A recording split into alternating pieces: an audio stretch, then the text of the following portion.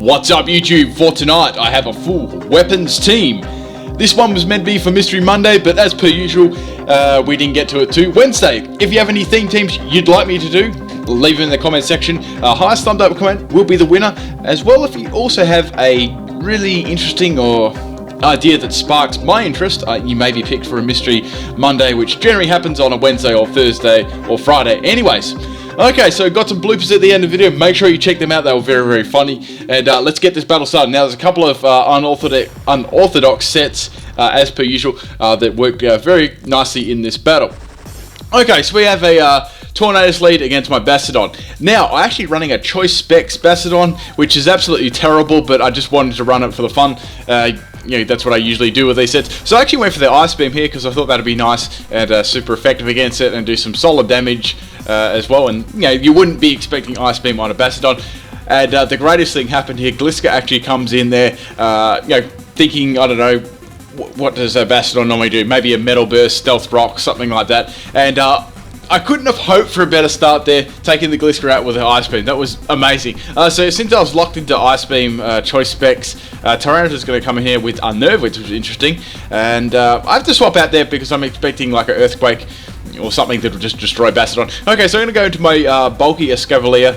This is max health, max health, max defense with a special defensive rising nature, so I made it kind of bulky on both sides. Okay, so Tyranitar's going to go for an Earthquake and a Stone is an Earthquake, so that does lots of damage to me considering how bulky I am. So I'm just going to go for the rest and rest off my damage here because this is my main tanky Pokemon that's going to sponge all my hit and check all the really heavy hits and stuff on my team. Bastiodon really isn't going to do that. I mean, it's nice with its bulky base stats, but it's going to get worn down pretty quickly. Anyway, so in Victini comes, and of course I'm expecting V-Create. My good old luck there kicks in again, and I get rest, Sleep Talk Rest. I was hoping to get a Toxic off, actually.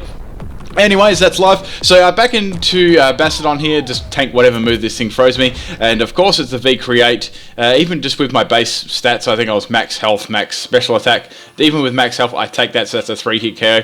However, that did like lots of damage to me. So I'm doubting they'd stay into this. If they did, by the smallest chance, I went for the Ancient Power, hoping I could get a boost, lol. And the Tyranitar comes in here, and I'm just hoping to do whatever damage I can. Maybe a lucky crit would be nice. Anyways, so that doesn't really do too much damage to it all. It hasn't Mega Evolved yet, so I'm thinking it may be... I'm not sure what item it could be, maybe Assault Vest. I wasn't sure because it was quite early on in the game. Okay, so Tyranitar goes for a Stone Edge again, expecting my swap into Escavalier, so that does a little bit under half health. After the leftover, it's pushing a 3-hit KO there, so they'd be hard pressed to get 3 of them in a row. So the Stone Edge finally misses. I think that was their 3rd Stone Edge they fired at me there. Now, I'm hoping here I can get the Toxic and on the Tyranitar, and I do, which is good. So that's going to be some nice damage there. Normally a Escavalier set would just go for a Drill Run and this Tyranitar would be finished, but where would be the fun in that? Okay. So I got lots of my health back now, 3/4 there. Now I'm actually running a Struggle Bug on this too. Now Struggle Bug, obviously it's just never used, purely because it's terrible. But it does give always 100% special attack drop, and I thought that would be interesting on this set.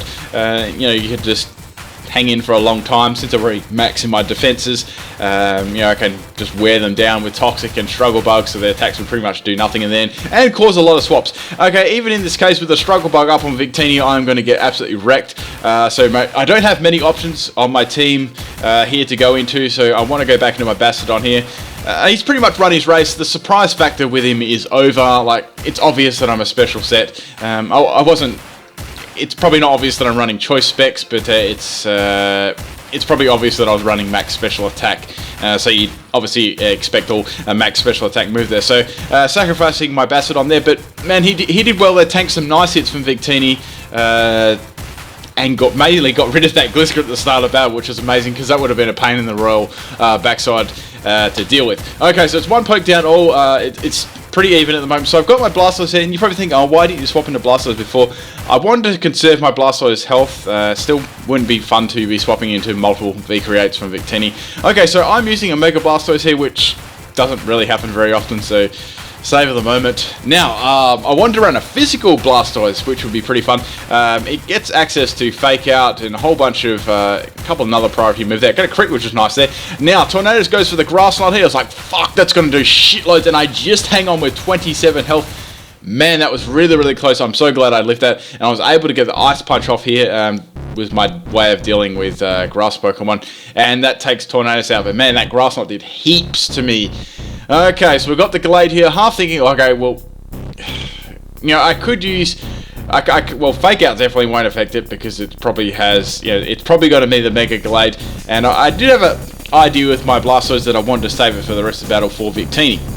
Anyway, more on that later. So we got a Mega Glade coming in here. Now, like I said, I didn't have much to check on my team, check stuff like this. This was very tough to check as well. Fortunately, went for the Zen Headbutt there. I was half expecting a close combat. That would have really hurt. Anyways, hoping that I can get a Toxic off here, and Mega Glade goes for the fucking close combat. I live on 1 freaking health. Man, that invisible Focus Sash, which is great. So I able to get Toxic off there. I could have gone for, arguably, I could have gone for a rest there, but then again, I would have to rely on my luck, which I probably used up all in yesterday's battle with my Ponytail with Horn Drill, getting a Toxic off, and that would have not happened. So I was just, you know, I cut my losses and just Toxic there, and I was very happy to live that one. Okay, so it's going to go for knock off there and knock off my item, so it's revealed another move that has, I guess that's probably the only merit out of that attack. So, thinking here, what would be my best bet here? I've still got my Farfetch there with a stick, and it's actually carrying Focus Sash, and you know, this is nice. There's no rocks on the field. I was half expecting that Tyrant to set up some rocks there, but this worked out pretty well. So this was actually very funny because I did the most fail misclick here in the world. So I got my Focus Sash right. That's, you know, that's all cool. Now there's a close combat up already, and I accidentally clicked Mirror Move and went for the close combat. I was like, no, I wanted to go for Acrobatics. It still does a lot of damage, but Acrobatics would have easily one-shotted that. So it was so far. I put Mirror Move on there just for a laugh. It's completely unreliable in battle, but it was fun to use. Anyway, so I got a quick attack on this regardless, but that's going to be enough to take Glade out since it's got those close combat boosts. That crit definitely would have mattered there. But yeah, that was meant to be Acrobatics there, so you know, you get the boost after your Focus Sash is being used up. Very easily countered, of course, by incoming traps and stuff, but since there wasn't any on the field at the moment, I thought I'd make use of that. Okay, so now I go for the Acrobatics here. It does nice little chunk to Tyranitar there. I get a crit, which is cool, because I'm getting crits with no stick. Tyranitar's just going to finish me off there with a crunch, but that's cool. Farfetch did a great job there getting rid of Mega Glade and putting a little chunk in Tyranitar. Okay, so 3 pokes all, so nice even battle at the moment, which, you know, this is good. Now, I was thinking, what should I send in? So, let's go into my Blastoise here. Now, I was thinking, what should I go for here? Should I go for the Fake Out and then Waterfall, or, you know, what should I do? I thought, let's go for Fake Out anyway, some extra damage. Okay, so Chansey comes in. Now, Chansey in this battle was an absolute, well, you can guess the rest. It starts with its the name of the Pokemon. Okay, so I'm going to bring in my Marowak here. So this is my physical Marowak here, obviously with the thick club, and it does loads of damage. But even with its thick club, it still isn't going to be doing like lots of this Chansey, because obviously it's an Everlight Chansey, and it just tanks stuff so well. Like the Boomerang does, you know, that's good. That's a 2-hit KO, but it still tanks it really well, and it's faster than me, so it's going to be able to get softballed off, which really sucks. So it can stall me, and yeah, I don't want any of that at all. So, but going to go into Spoon here. Now, this is interesting Alakazam set, to say the least. I didn't really get to show its full potential in this battle. I had a chance though with the Tyranitar. I will explain that right now because it was quite a long battle. So with this Alakazam, I wanted to get Substitute up.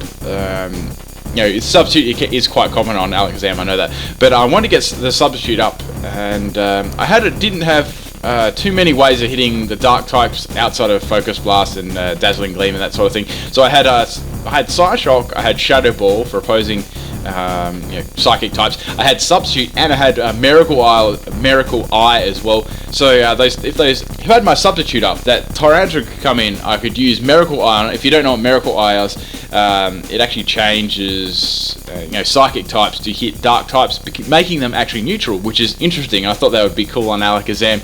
Just a fun thing to use. Anyway, Victini's going to come in there, and it's definitely Choice Scarf there because it outspeeds me. So that's confirmed. So Alakazam is going to go down there, and that's fine because I still have Blastoise here. The main problem at the moment is that Victini because it's Choice Scarf. Okay, so I've got Cannon here. I'm going to go for a Fake Out, do some damage to this. Surprisingly, they actually stayed in there, took the damage. I thought they may actually swap out into Tyranitar and like predict that, but I had to make a predictable play there. So I'm going to go back into Marowak here, and I'm expecting whatever they're going to use, V-Create, so they're obviously locked into that. You'd go for a different move against a Mega Blastoise, even though I had a little bit of health. So I take that V-Create just really, really badly. I've got that Toxic as well, which is good, so I'm just going to live on a tiny little bit of health, 10 health there. So they're either going to have to swap out or attack me again. They go for the V-Create again, which is good because they're actually lowering their stats in defense, so I can probably bring in my Mega Blastoise and do some more damage with Fake Out. This was the point where I thought, like, this part of the battle was very long, these last few turns, because I had to think about what they were going to do. Now, I hadn't revealed my hidden move yet on my Mega Blastoise. I haven't revealed it in this battle either. So I thought, oh, bugger it, let's go for Fake Out. They stayed in. Fake Out does a lot of damage. Now, you're probably thinking, oh, you're going to get outsped here. But I was running Aqua Jet on this as well, so I had the double priority there, and that takes Victini out, which would have done a sizable amount of damage without the Fake Out as well. But I didn't want to reveal that to the very end of the battle. I think that's the reason they stayed in. If they actually swapped in their Tyranitar, expecting the Aqua Jet, maybe I'd say they probably would have beaten me there. It was very hard to say. It would have been very, very close there in the damage calcs anyway. But overall, a solid game and some good fun. I hope you guys enjoyed this one. Used some really interesting sets there. You want to try them out? Go for it. Hope you guys enjoyed this one. Enjoy the bloopers.